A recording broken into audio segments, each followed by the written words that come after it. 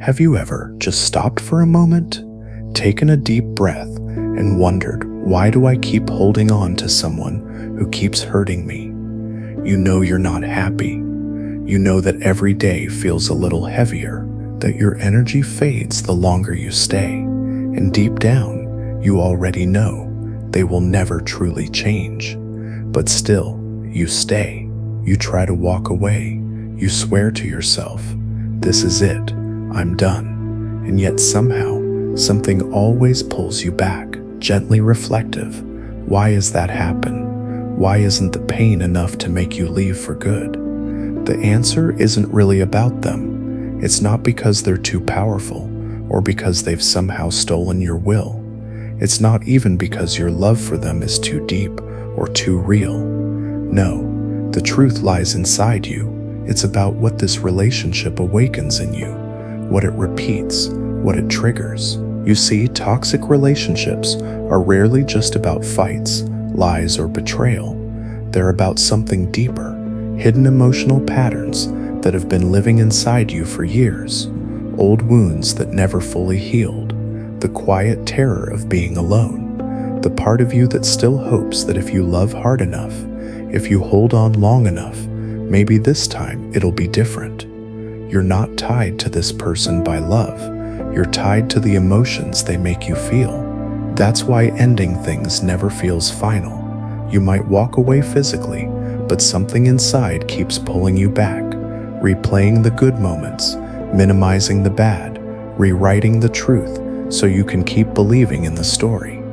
The problem isn't only the person, it's the invisible bond that reshapes how you see yourself and what you believe you deserve. Enough. This isn't about guilt or weakness. This is about understanding. And when you begin to understand, you start to take your power back. Only then can you truly walk away. So if you feel trapped, if part of you knows you should leave but still can't, this is for you. Stay with me. By the end of this, you'll not only understand why the cycle repeats, you'll begin to know exactly how to break it. Love doesn't just happen out of nowhere. It's something we learn. From the moment we're born, love is taught to us through experience, through connection, through care, through attention. When that love is safe and consistent, we grow believing that love is peaceful, that it's something steady. But when love comes with rejection, coldness, or unpredictability, we begin to believe that love is unstable, that love must be earned, that love is something you fight for, chase for, prove yourself for. And that belief can follow you into every relationship you ever have. If you grew up in a world where love was tied to pain, your brain adapted to that chaos. Someone kind, calm, and consistent might feel strange to you, almost boring, even fake. But someone who gives you warmth one moment and pulls it away the next, that feels familiar. Your mind confuses unpredictability with passion. You're not attached to that person. You're attached to what they represent. They awaken that deep, aching desire inside you to finally be enough, to finally be loved without having to fight for it. And when that hope takes root, fear moves in too. The fear of losing them feels like losing yourself. And that's where the cycle begins. You chase the good moments, those rare shining bursts of connection, and you ignore the rest. Because even though the pain is heavy, the hope feels intoxicating. There's something powerful happening here, a psychological trap that looks a lot like addiction. It's called intermittent reinforcement. It means that when love and attention come unpredictably, your brain becomes addicted to the pattern. You start chasing the next high. Psychologist B.F. Skinner once proved this. When rewards are unpredictable, habits become the strongest. And in relationships, that same mechanism plays out. If someone was cruel to you all the time, leaving would be easy. But when they're kind just often enough, your brain clings to that kindness like a lifeline. Hope gets reborn every time they show affection, and so you stay. Slowly, the cycle takes over. You stop noticing the manipulation. You start making excuses. You tell yourself, They're just going through something. They love me, they just don't know how to show it. And little by little, you start to lose yourself. This isn't love, it's control. It's a pattern that feeds on confusion and longing, and the toxic person, whether they know it or not, learns how to keep you around. They don't have to be loving all the time. They just have to give you enough to keep the hope alive. And that's why leaving hurts so deeply, because when you walk away, you're not just losing them, you're losing hope. You're mourning the version of them that never truly existed. Accepting that truth hurts, but it's the first step toward healing, because as long as you keep playing the game, you keep losing pieces of yourself, your confidence, your peace, your joy, until one day you forget what it even feels like to be whole. Manipulation doesn't always look like cruelty. Sometimes it looks like love twisted into control. It shows up as gaslighting, when they make you doubt your own memory, your own perception. You confront them about something hurtful, and they say things like, "You're overreacting. That never happened. You're too sensitive." And after hearing that enough times, you start to believe it. You stop trusting yourself.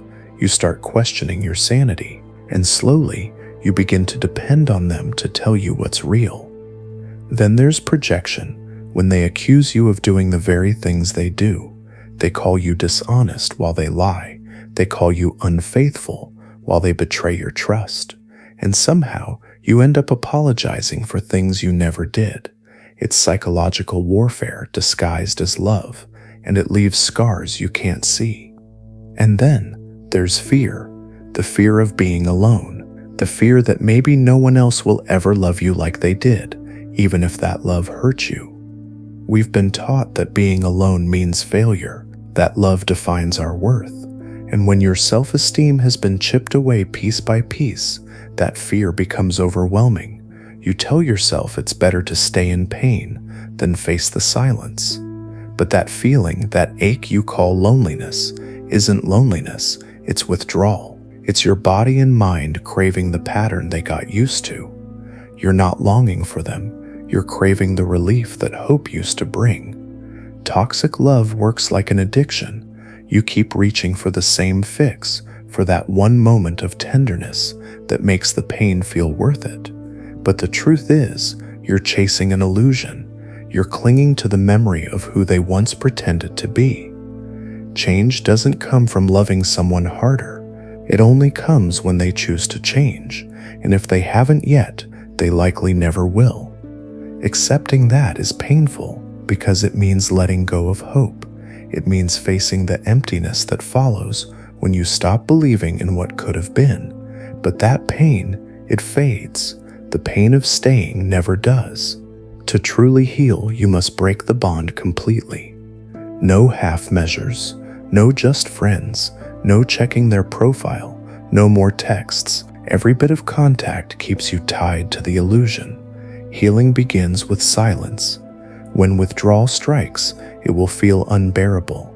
You'll miss them, you'll doubt yourself, but you're not missing them, you're missing the pattern. Your brain craves familiarity. Fill that space with something new. Movement, art, laughter, connection. Don't rewrite the past, remember the truth. Write down the pain you lived through and read it whenever nostalgia lies to you. Then, begin to rebuild. Toxic love distorts your identity until you only see yourself through their eyes. You'll need to remember who you were before them, your joy, your dreams, your peace. Reclaim that. Eventually, the choice becomes clear. Keep destroying yourself for someone incapable of love, or choose yourself. It doesn't matter what they say, feel, or promise. What matters is what you allow into your life. That whisper in your head, maybe they'll change, maybe it's my fault. That voice isn't yours. It's their conditioning, their manipulation echoing inside you. But now you know the truth. You see it clearly, and you have a choice. No one's coming to save you.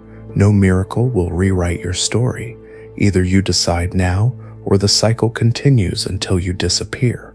You lose your identity, your spark, your essence, fading into the background of someone else's world. But you can stop.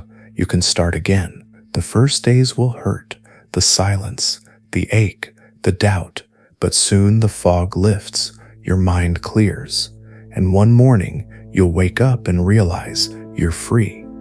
Because that love was never love.